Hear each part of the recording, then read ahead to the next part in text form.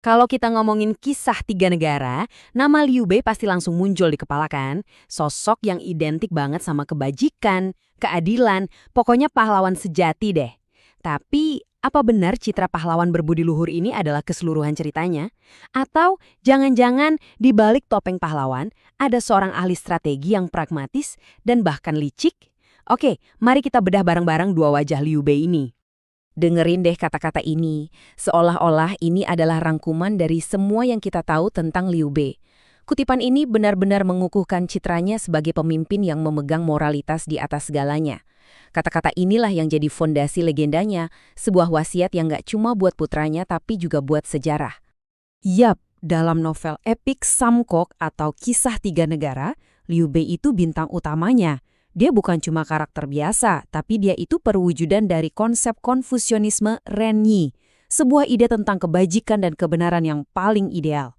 Bisa dibilang, seluruh alur novel ini dibangun untuk menyoroti perjuangan moralnya. Nah, untuk memahami seberapa kompleks sosok ini, kita harus mulai dari citra yang paling kita kenal. Mari kita lihat dulu sisi Liu Bei, sang pahlawan, seperti yang diceritakan dalam legenda. Kisah Liu Bei ini tuh bener-bener kayak cerita From Zero to Hero klasik. Coba bayangin, dia ini keturunan bangsawan Han, tapi keluarganya udah jatuh miskin.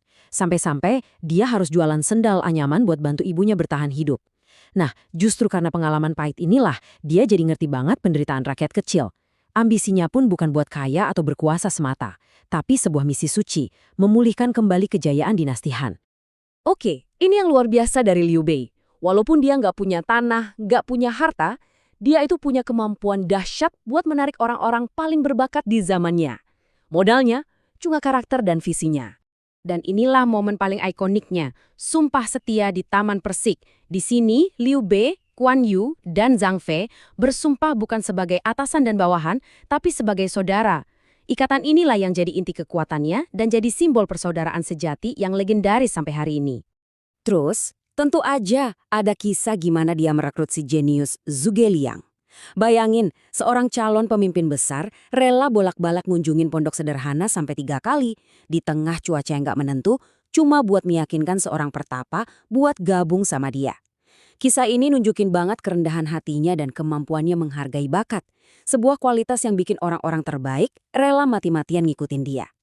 Tapi, jadi pemimpin di zaman yang super kacau itu nggak gampang, bahkan buat orang yang paling baik sekalipun.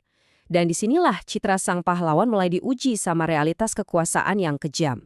Ratusan tahun kemudian di benua lain seorang filsuf bernama Machiavelli nulis kata-kata ini. Ini tajam banget menyoroti dilema abadi para pemimpin. Dicinta itu bagus, tapi di dunia yang keras, rasa takut seringkali jauh lebih efektif. Filosofi ini kan bertolak belakang banget sama citra Liu Bei. Liu Bei ini hidup di persimpangan dua filosofi besar.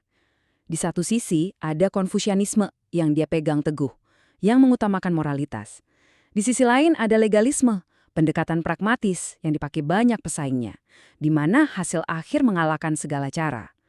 Pertanyaannya, bisa nggak sih seorang pemimpin yang lurus-lurus aja bertahan hidup di arena yang isinya politikus licik? Nah, inilah dilemanya. Liu Bei itu kayak terus-terusan kejebak dalam situasi buah si malakama. Setiap langkah strategis yang dia ambil buat meraih kekuasaan seringkali nabrak prinsip moral yang dia junjung tinggi. Kalau dia terlalu baik, ya dia bakal kalah. Tapi kalau dia terlalu kejam, dia sama aja mengkhianati dirinya sendiri.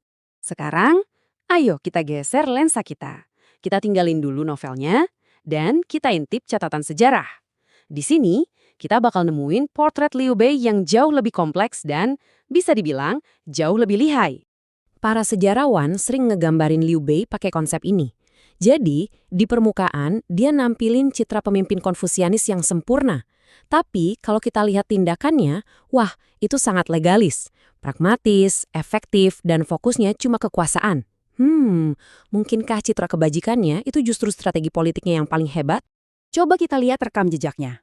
Pertama, di Zhuchou. Dia datang katanya mau nolongin. Ujung-ujungnya dia yang jadi penguafa, padahal pewarisahnya masih ada. Kedua, di Jingzhou. Dia manfaatin kematian pewaris yang sah buat ngambil alih wilayah itu. Dan yang paling nonjok nih, di Yizhou. Dia masuk sebagai sekutu buat bantu kerabatnya sendiri. Malah berbalik dan merebut seluruh wilayahnya. Jadi ini heroik atau oportunistik. Beberapa analisis bahkan menghubungin tindakan Liu Bei dengan ciri-ciri seorang manipulator. Coba dia lihat, dia pinter banget promosiin citra baiknya, lihai deketin orang-orang berkuasa kayak Cao Cao atau Yuan Shao pas dia butuh perlindungan. Dan sejarah juga nunjukin polanya, di mana aliansi itu bisa dengan gampang berubah jadi pengkhianatan kalau ada kesempatan yang lebih baik. Jadi poin utamanya di sini, catatan sejarah ngelukisin Liu Bei yang beda banget dari novel. Dia bukan pemimpin melankolis yang sering nangis dan bergantung total sama Zhuge Liang. Justru sebaliknya, dia itu ahli strategi yang cakap, punya kemauan keras, kadang pemarah, dan ya, seorang oportunis ulung.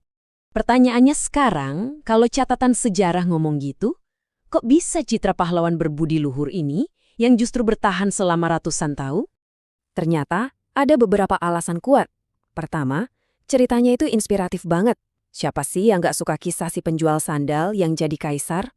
Kedua, personal brandingnya jenius, jauh sebelum istilah ini ada. Dia ngebungkus ambisi pribadinya sebagai misi suci restorasi Han, sebuah tujuan yang mulia dan susah buat dibantah. Ketiga, para cendekiawan Konfusianis di era setelahnya ngangkat dia jadi contoh pemimpin ideal. Dan yang terakhir, ya kekuatan sastra. Novel Kisah Tiga Negara itu begitu fenomenal, sampai-sampai versi fiksinya jadi lebih terkenal daripada fakta sejarahnya. Jadi, kesimpulannya gimana nih? Kita harus mandang warisan Liu Bei sebagai apa? Pahlawan atau politikus? Mungkin jawabannya dua-duanya. Liu Bei itu bukan pahlawan naif, tapi juga bukan sekedar politikus licik. Kejeniusannya itu ada di kemampuannya untuk jadi keduanya sekaligus. Dia ngajarin kita satu hal penting. Dalam perebutan kekuasaan, reputasi, citra, dan personal brand yang kuat itu bisa jadi senjata yang sama mematikannya dengan puluhan ribu prajurit di medan perang. Nah, ini semua akhirnya ninggalin kita sama satu pertanyaan besar yang bikin mikir ya. Pemimpin hebat itu sebenarnya yang paling bermoral? Atau justru yang paling jago nge-branding ambisinya seolah-olah itu perjuangan moral? Sebuah pertanyaan yang kayaknya nggak cuma berlaku di zaman Tiga Negara aja, tapi juga relevan banget di dunia kita sekarang.